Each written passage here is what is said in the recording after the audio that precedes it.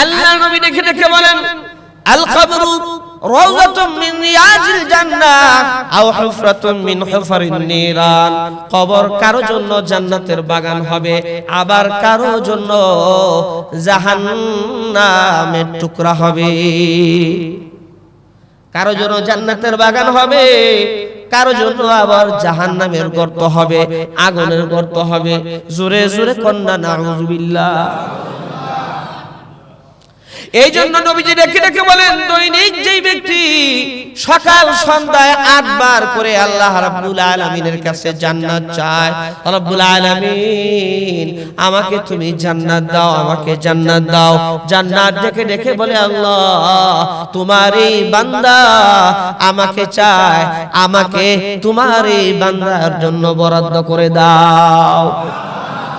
সকাল সন্ধ্যা যেই ব্যক্তি 7 বার করে জাহান্নামের আগুন থেকে আশ্রয় চায়, জাহান্নাম বলতে থাকে, আল্লাহ তোমার এই বান্দা আমার কাছ থেকে আশ্রয় চায়, রব্বুল আলামিন মেহেরবানি করে তোমার এই বান্দাকে আমার কাছ থেকে আশ্রয় দিয়া দাও। মদিনার মধ্যে এক মহিলা মারা গেল। ওই মহিলা মারা যাওয়ার পরে তার ভাই তাকে দাফন করলো। দাফন কাফনের পরে হঠাৎ করে তার মনে পড়লো তার পকেটের যে মানিব্যাগ ছিল সেই কবরের মধ্যে মনে হয় পড়ে গেছে। তার ভাই সাথে আরেকজনকে নিয়ে সেই কবরে গিয়ে কবর খনন করে মানিব্যাগটা বের করেছে।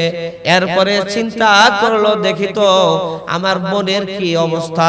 যখন আরেকটু নিচে গিয়েছে দেখে আগুন আর আগুন, আগুন আর আগুন, আর কবর থেকে হাউমাউ চিৎকারের আওয়াজ আসতেছে।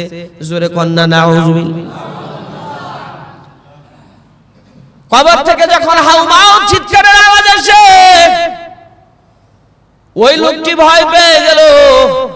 হায়াত এরকম ভয়াবহ চিৎকারের আওয়াজ, আবার কবরের মধ্যে আগুন জ্বালায় দেওয়া হয়েছে।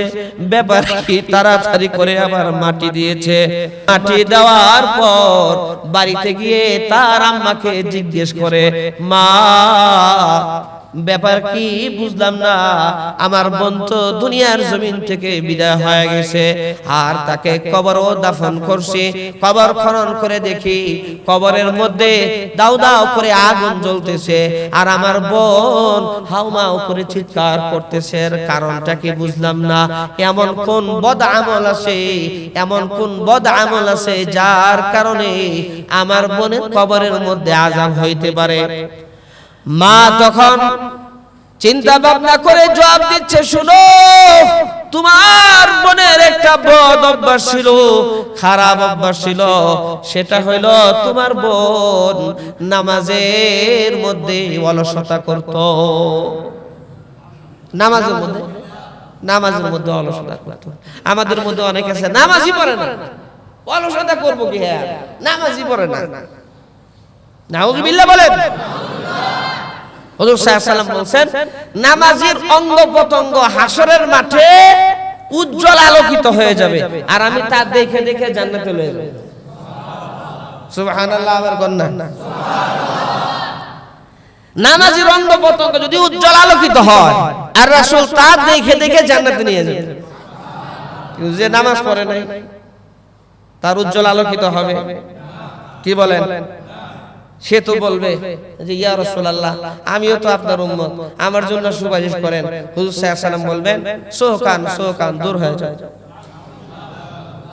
দূর হয়ে যাও। তুমি যদি আমার উম্মত হইতা তাহলে তোমার এই অঙ্গ প্রত্যঙ্গে অন্যদের মতো উজ্জ্বল আলো থাকতো। তুমি যদি নামাজ পড়তো তোমার এরকম আলো থাকতো। আর হুজুর সাল্লাল্লাহু আলাইহি ওয়াসাল্লাম তারই সুপারিশ করবেন যার এরকম অঙ্গ প্রত্যঙ্গ উজ্জ্বল আলোকিত হয়ে যায়।